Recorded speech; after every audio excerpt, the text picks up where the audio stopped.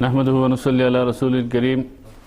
قال رسول اللہ صلی اللہ علیہ وسلم علیکم بسنتی و سنت الخلفاء الراشدین المہدیین وصدق رسولہ النبی الکریم۔ ناظرین، آج 21 رمضان المبارک ہے، مبارک مہینہ ہے۔ یقیناً آپ روزے کی حالت میں ہوں گے اور 21 روزے رمضان المبارک کے تقریباً پورے ہونے والے ہیں۔ اللہ تبارک و تعالیٰ کا بڑا احسان ہے کہ اللہ نے عظیم مہینہ ہم سب کو عطا فرمایا اور اس کے رکھنے کی، عبادات کرنے کی، اللہ کو یاد کرنے کی اللہ نے ہمیں توفیق بخشی۔ آج 21 رمضان المبارک ایک عظیم شخصیت اور ہمارے اور آپ کے مقتدی خلیفہ چارم سیدنا علی بن ابی طالب رضی اللہ تعالیٰ عنہ کے ساتھ منسوب ہے کہ اس دن آپ کی شہادت ہوئی ہے، اور اس حوالے سے کچھ باتیں آپ کے سامنے رکھوں گا کہ ہمارے ایمان کا حصہ ہے تمام صحابہ کرام، من جملہ اس میں خلفائے راشدین، اور آپ کا مرتبہ اور مقام تو کیا کہنا ہے،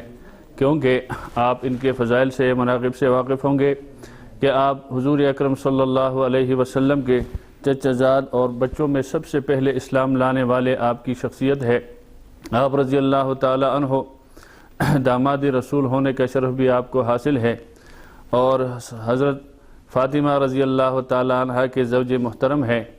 اور اس کے ساتھ ساتھ حضرت علی رضی اللہ تعالی عنہ حضور اکرم صلی اللہ علیہ وسلم کی زیر تربیت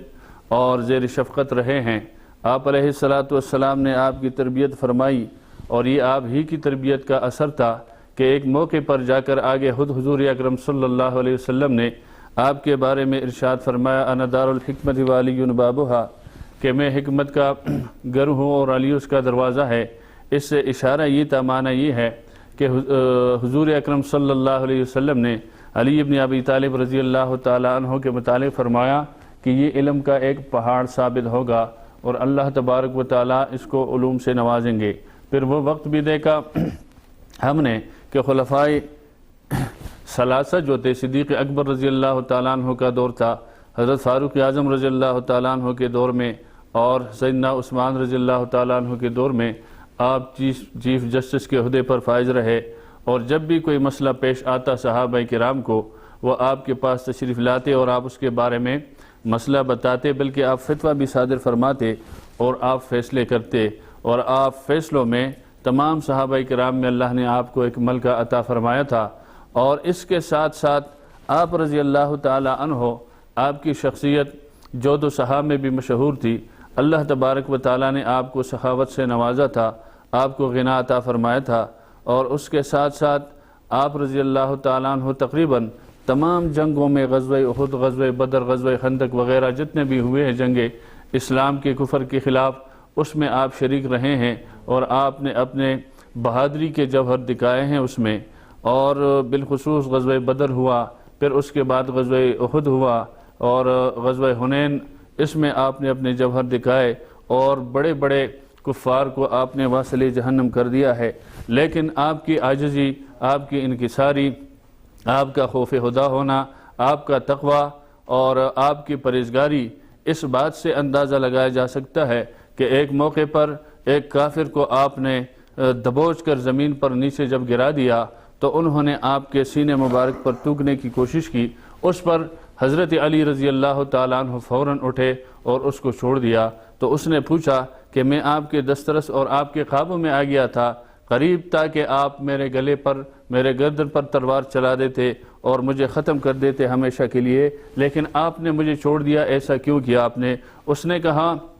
کہ ہم اللہ کی رضا کے لیے لڑتے ہیں، ہم اللہ کی رضا کے لیے میدان کارزار میں اترتے ہیں، ہم اگر تلوار اٹھاتے ہیں تو اللہ تبارک و تعالیٰ کی رضا کے لیے۔ یہاں جب آپ نے تھوکنے کی کوشش کی تو اس میں میرا غصہ بھی شامل ہو گیا، اس لیے میں نے مناسب نہیں سمجھا کہ میں اپنے غصے کی وجہ سے کسی کی جان لے لوں اور اللہ تبارک و تعالیٰ ناراض ہو جائے۔ اسی بات کو دیکھ کر اس کافر نے کہا کہ مجھے کلمہ پڑھاؤ، اور حضور اکرم صلی اللہ علیہ وسلم کا دین میں وہ شامل ہو گیا۔ یہ آپ کا تقویٰ تھا، یہ آپ کا خوف خدا تھا۔ پھر آپ رضی اللہ تعالی عنہ کے سخاوت کے حوالے سے اگر ہم دیکھیں، کیونکہ خلفائے راشدین ہمارے لیے مشعل راہ ہے، آپ علیہ السلام نے فرمایا علیکم بسنتی و سنت الخلفاء الراشدین المہدیین، کہ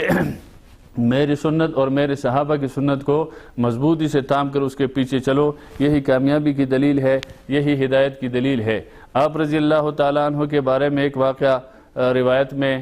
نظر آتا ہے ہمیں، تو اس میں آپ رضی اللہ تعالیٰ عنہ کا روزہ تھا، آپ گھر تشریف لائے تو افطاری کا ٹائم تھا، افطاری کے وقت آپ کے ساتھ آپ کے دونوں صاحبزادے، جس کو حضور علیہ السلام نے فرمایا جنت کے سردار ہے، حضرت حسن اور حضرت حسین رضی اللہ تعالیٰ عنہ دونوں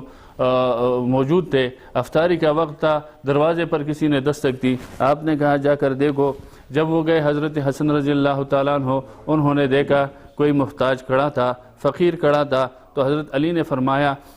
یہ میرے حصے کی افطاری لے جا کر ان کے حوالے کر دو، تو اس نے وہ بھی لے لیا اور ساتھ اپنا بھی ملا دیا، اپنی افطاری بھی۔ تو حضرت حسین نے فرمایا کہ میری افطار بھی اس فقیر کو دے دو، اس لیے اگر بابا کی افطاری آپ لے جاتے ہیں تو میں بھی اسی کا بیٹا ہوں۔ تو حضرت فاطمہ نے فرمایا کہ میری افطاری بھی لے جاؤ۔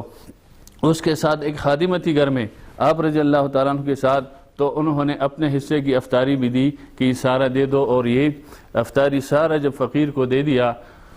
تو انہوں نے یہ روزہ کھولنے کے لیے پاس کچھ نہیں تھا، اصل میں یہ دل کا سخا تھا۔ ہمارے پاس آج کل بہت کچھ پاس ہے لیکن دینے کو دل نہیں کرتا ہے۔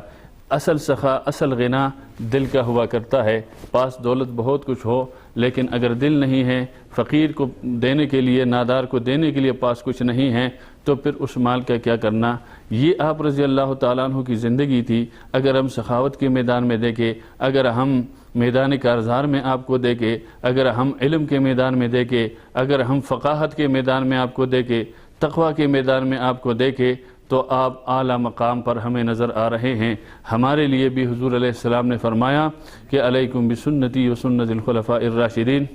آپ ہمارے لیے معیار ہیں۔ اللہ نے بھی فرمایا فَإِنْ آمَنُوا بِمِثْلِ مَا آمَنْتُمْ بِهِ فَقَدِ اهْتَدَوْا۔ ایسے اشخاص، ایسے مقتداؤں اور ایسے اماموں کے پیچھے چلیں گے۔ اگر ایمان لانا ہے تو اس طرح لاؤ۔ اللہ تبارک و تعالیٰ سے دعا ہے کہ اللہ ہمیں حضرت علی رضی اللہ تعالیٰ عنہ کے نقش قدم پر چلنے کی توفیق عطا فرمائے، اور آپ رضی اللہ تعالیٰ عنہ کے جو کردار کریکٹر تھا، تقویٰ تھا، خوف الہی تھی، اللہ ہمیں بھی وہ نصیب فرمائے۔ وما علینا البلاغ۔ خدا حافظ۔